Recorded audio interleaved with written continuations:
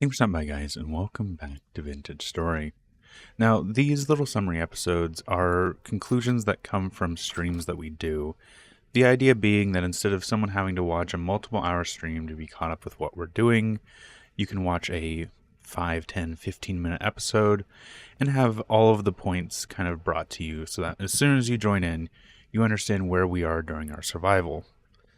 Now, these are something new that I'm trying, so if you have any suggestions, please leave them down below. But, without any further ado, I'm going to go ahead and let you guys listen and get caught up with where we are. Day 8 starts with our copper still firing, so we take some time to water our gardens and plan out a trip to collect the copper nuggets we've been marking on our adventures. After managing our inventory, we set off south and discover you can actually collect seeds that are half grown. Oh, we do get these. For some reason, I was under the impression that if you tried to harvest something that was growing, you couldn't actually get it. And continue to our first copper deposit. After looping back north, we collect 2 more copper deposits and head back to base.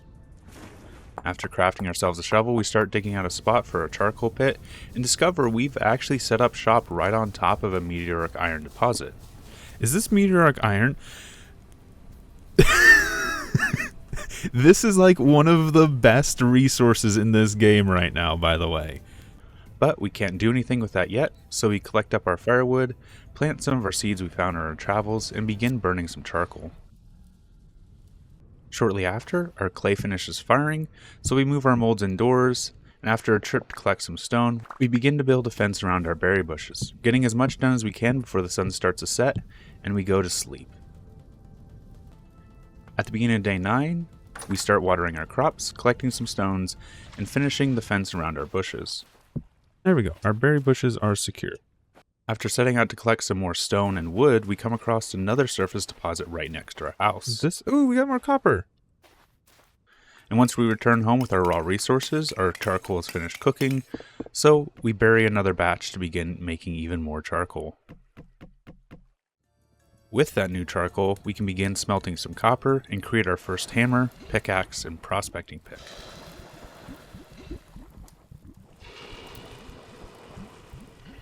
While we wait for those to cool, we begin to cover up our little hut,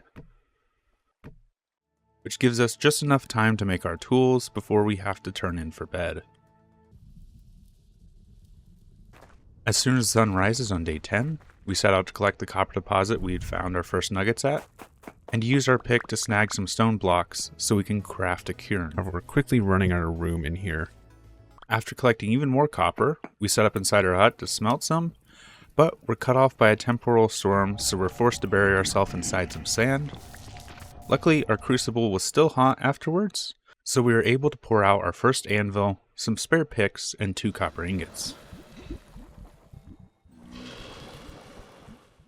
The storm kept us up all night, so we started day 11 without any sleep, setting up a small forge outside and snagging up any copper that remained that we weren't able to grab before the storm struck. Once those deposits were dry, we put our prospecting pick to use to search for a larger copper vein. Despite only finding poor readings, I began to mine my way down until our copper pick was just about to break. After returning to the surface with no luck, we wandered back to set up our anvil, grab our spare picks, and return to the mine. However, we were stopped by a shelf of granite that we couldn't mine through quite yet. Ooh, quartz, that's a problem, because I don't think I can break that with copper. And as soon as we were able to mine around it, we got caught, cornered, and attacked by a drifter that forced us to flee. However, I'm also hearing drifters!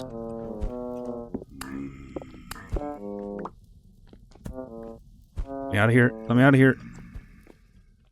Once we got back to base, we tended to our crops and discovered that some of our turnips were starting to suffer from the summer heat. Due to heat? Why is it hot?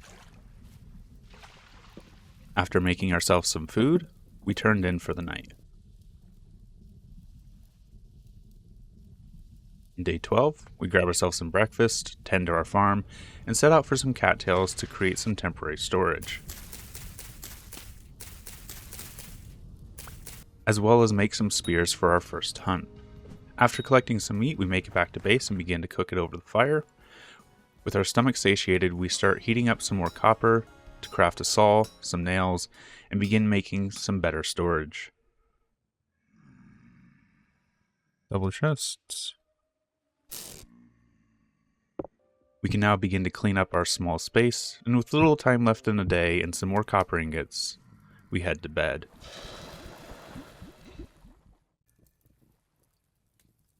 Once we wake on day 13, we collect our copper ingots and forge some shears.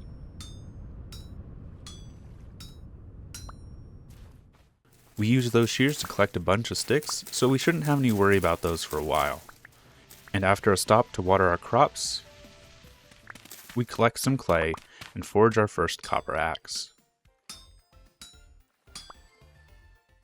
We begin collecting a bunch of wood as we plan out how we want to build our house. Spending the entire night building buckets, storage, and other pieces we plan on putting inside our house. We start day 14 early tending to our crops and using the new bucket we have to fix the flowing water, before firing a bunch of those clays we created and collecting out the charcoal so we can start forging a shovel and scythe. We set out on an adventure to grab some more medium fertility soil that will serve as a major component for creating the sod roof we want to use on our house. After grabbing a few sacks, we head back and come across a cracked vessel with some bandages and flint, and then begin to dig out the foundation for our new home. However, the sun starts to set, so we have to turn in for the night. We end up baking a few pies before settling in for some sleep. Day 15 starts with us continuing to carve out a place where we begin to build our cellar, which we immediately begin filling, before starting to set up our kitchen area, and from there we build a central room and a small entranceway.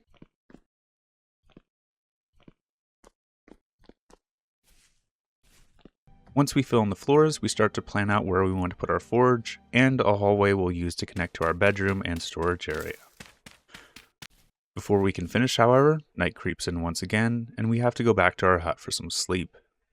The next day, day 16, we tend to our crops and notice that even more are starting to have heat stress.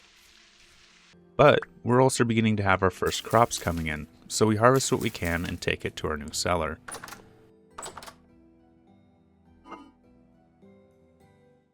Spending most of our day building and moving our stuff into our forge, planning out where we're going to put a skylight, sealing up our storage area, and beginning to build our bedroom, with a panic closet that we can use to cover ourselves in during temporal storms.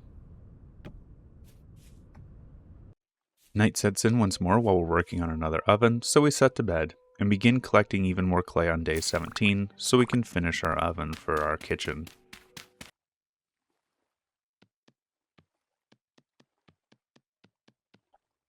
We begin to place the campfires for our kitchen and forge,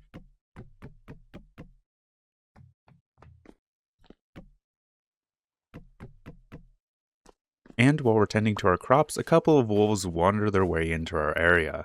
Oh, the wolves are near. The wolves are literally right there. So, we set about sealing our house and begin to bury it beneath some dirt. The rest of our turnips mature, and we start moving our stuff inside our new house. We collect our finished clays and stock our cellar with plenty of pots and crocks, and finish out our forge before beginning to cover our house in some sod roofing and trying to build out our entrance. I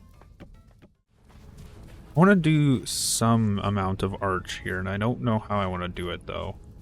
Running out of wood and worried about wandering into the wolves while collecting wood, I decide to start scrapping our old hut. And start crafting an overhang over our front door, but before I can finish, a group of hogs spawns right on top of me and begin attacking me. I hear a piglet near me and I don't like it. Yep, knew it. I hide inside and try and poke my head out to place some of the last supports, but the boar comes back. Stay outside. It's not terrifying at all. Then, what's even worse is that those hogs had lured in a couple of wolves as well. I've literally got a bunch of...